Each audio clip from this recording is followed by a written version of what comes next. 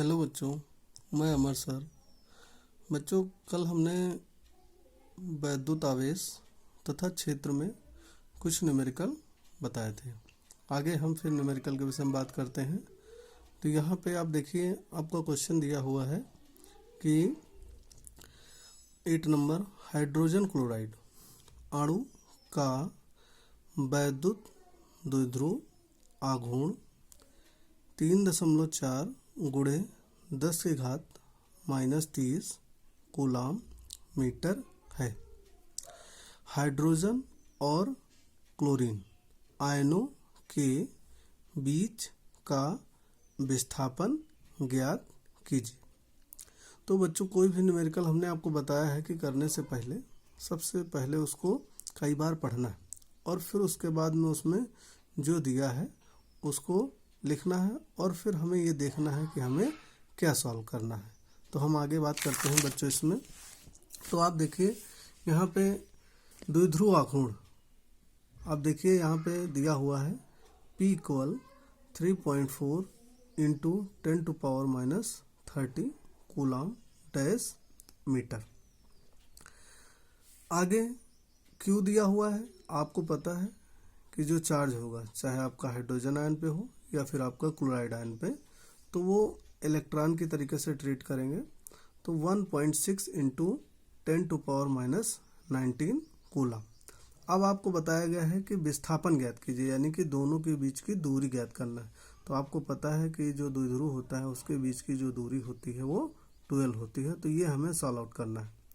एक आप मान देख लीजिए, 1 एंगस्ट्रॉम = 10⁻⁻10 मीटर होता है। इसका हम आगे यूज़ करेंगे, इसलिए हमने आपको बताया। अब आगे देखिए, फार्मूला होता है सच दैट P = 2QL। ये आपका वैद्युत द्विध्रुव आघूर्ण का फार्मूला है। तो आपको विस्थापन निकालना है, यानी कि 2L निकालना है। तो अगर हम 2L लिखेंगे तो P/Q हो जाएगा। फिर हम 2L as it is use कर लेंगे, इक्वल आपका वैसे ही रहेगा। P के प्लेस पे वैल्यू रखेंगे 3.4 इंटू 10⁻³ अपॉन Q के प्लेस पे 1.6 इंटू 10⁻⁹। अब आप इसको डिवाइड करेंगे 3.4 को 1.6 से, तो आपका 2.125 आएगा। और आप देख रहे हैं यहाँ 10⁻³ है और यहाँ 10⁻⁹ है। ये आपका ऊपर जाएगा तो ये माइनस का 19 प्लस में हो जाएगा, यानी कि 10⁻19 हो जाएगा। और आपको पता है कि 10⁻³ और 10⁻90 यानी कि बेस सेम है, पावर साइड हो जाएंगे। तो माइनस का 30 प्लस का 90 आप देखेंगे तो यहाँ पे माइनस का 11 आएगा। आगे बच्चों देखिए, यहाँ पे फिर 2L इक्वल, अब इसको थोड़ा सा सॉल्व आउट करना है क्योंकि हमको एंगस्ट्रॉम के फॉर्म में लेके आना है।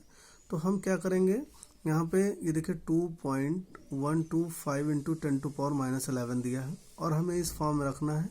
तो यहाँ पे 10 से मल्टीप्लाई कर दीजिए, 10 से डिवाइड। तो जब आप 10 से डिवाइड करेंगे तो 0.2125 और 10⁻⁻10 इंटू 10⁻10 1। तो यहाँ पे आप करेंगे, देखेंगे बेस सेम है, पावर साइड हो जाएंगे, यानी कि 10⁻⁻10 प्लस 1 -11 प्लस 1, यानी कि अगर आप देखेंगे तो 10⁻⁻10 आ जाएगा। और फिर आपने देखा है बच्चों कि 1 एंगस्ट्रॉम = 10⁻⁻10 मीटर का होता है। तो यहाँ पे ये इतना आपका मीटर में दिया हुआ है। अगर आप देखेंगे तो अगर एंगस्ट्रॉम में चेंज करना है तो इसके प्लेस पे हम केवल एंगस्ट्रॉम यूज़ कर लेंगे और बाकी आपका 0.2125 एज इट इज यूज़ कर लेंगे। तो ये आपका 2L = 0.2125 एंगस्ट्रॉम, ये आपका विस्थापन आ जाएगा। अब आगे क्वेश्चन देखिए बच्चों, 9 नंबर। यहाँ पे लिखा हुआ है कि +5.0 इंटू 10⁻⁷ कूलाम तथा -5.0 इंटू 10⁻⁷ कूलाम के दो बिंदु आवेशों के बीच की दूरी 1.0 सेंटीमीटर है। इन आवेशों से बने द्विध्रुव की अक्ष पर केंद्र से 50 सेंटीमीटर दूरी पर स्थित बिंदु पर वैद्युत क्षेत्र की तीव्रता ज्ञात कीजिए।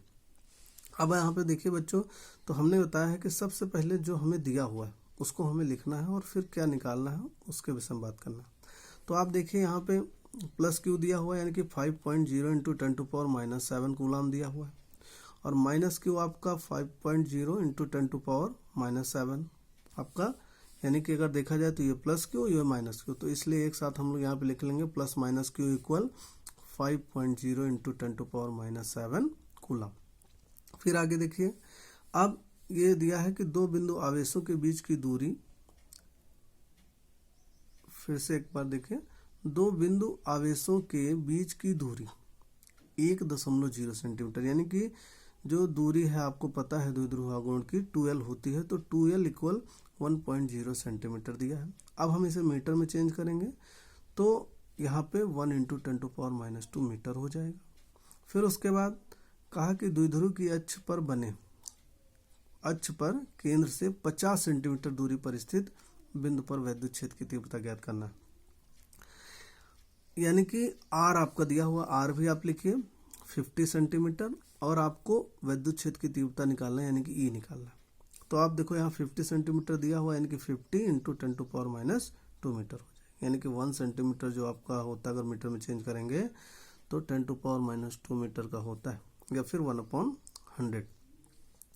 तो अब फार्मूला आपने पढ़ा है कि अच्छी स्थिति में E इक्वल टू 1/4πε0 2p/r³ होता है। और बच्चों आप जानते हैं कि जो द्विध्रुव आघूर्ण होता है P इक्वल टू 2qL होता है, तो यहाँ पे हम वैल्यू पुट कर लेंगे, यानी कि E इक्वल 1/4πε0 2 ब्रैकेट में 2qL/r³। तो यहाँ पे क्या करेंगे, 1/4πε0 की वैल्यू आप जानते हैं, तो E इक्वल 9 इंटू 10⁻⁹ हो जाएगा। 2 आपका एज इट इज यूज करेंगे। जो आपका 2L दिया हुआ है अगर आप देखेंगे तो उसकी वैल्यू 1 इंटू 10⁻⁻² यूज कर लेंगे, और जो आपका Q दिया है वो 5.0 इंटू 10⁻⁷ कूलाम दिया हुआ है, तो यहाँ पे 5.0 इंटू 10⁻⁷ यूज कर लेंगे। R³ यानी कि 50, R की वैल्यू दी हुई है 50 इंटू 10⁻⁻² इसका होल क्यूब। बच्चों अगर ये चीज़ आपको डायरेक्ट नहीं कर सकते हैं तो आप ब्रेक कर लीजिए, पहले 50 इंटू 10⁻⁻² का होल स्क्वायर कर लीजिए, और फिर उसके बाद 50 इंटू 10⁻⁻² से मल्टीप्लाई करिए। तो जब ये करेंगे तो यहाँ आपका देखिए E इक्वल 9 इंटू 10⁻⁹, 2 5 जा 10 हो जाएगा, और यहाँ पे 10⁻⁻7 और 10⁻⁻2, तो टोटल मिला के 10⁻⁻9 हो जाएगा। यहाँ स्क्वायर एक बार करिएगा तो 2500 आएगा इंटू 10⁻⁻4 और 50 इंटू 10⁻, मतलब हमने ब्रेक कर लिया। अब आगे बच्चों देखिए, यहाँ पे आप ध्यान दीजिए, देखिए यहाँ पे 9 इंटू 10 यानी कि 90 हो जाएगा, और 10⁻9 10⁻⁻9 कट जाएगा, बेस सेम है, पावर ऐड हो जाएगी, 10⁻0 आ जाएगा, वैल्यू आपकी 1 हो जाएगी। यहाँ पे आप देखिए, यहाँ पे 10⁻⁻4 दिया, यहाँ 10⁻⁻2, अगर आप इसको थोड़ा सा करेंगे तो यहाँ पे 10,000 से मल्टीप्लाई कर दीजिए, 10,000 से डिवाइड, तो यहाँ पे 0.25 आ जाएगा, और यहाँ पे 100 से मल्टीप्लाई 100, तो यहाँ 0.50 आ जाएगा।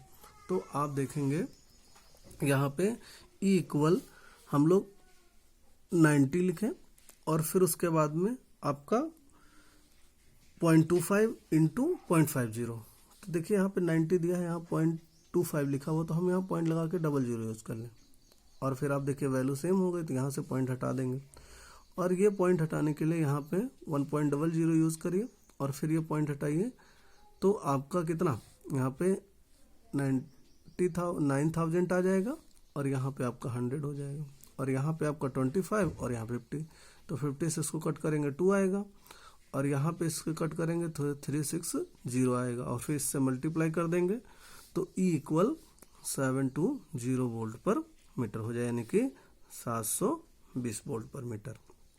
आगे देखिए 10 नंबर क्वेश्चन, 2 न्यूटन पर कूलाम के वैद्युत क्षेत्र से 30 डिग्री के कोण पर 1 कूलाम मीटर आघूर्ण का एक वैद्युत द्विध्रुव रखा है।